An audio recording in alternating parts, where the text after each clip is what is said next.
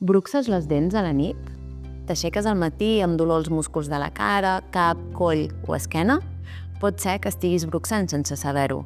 El bruxisme és un hàbit involuntari d'estranya o grinyolar les dents, que sovint ocorre durant la nit i pot tenir diverses conseqüències com el desgast dental, dolor mandibular o problemes a l'articulació temporomandibular, molèsties a les genives, mal de caps i fins a fractures a les dents.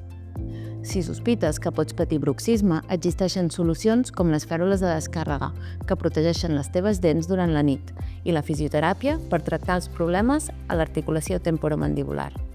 A la Clínica Dental Ventura t'ajudarem a diagnosticar i tractar aquest trastorn, millorant la teva qualitat de vida i evitant possibles complicacions en el futur.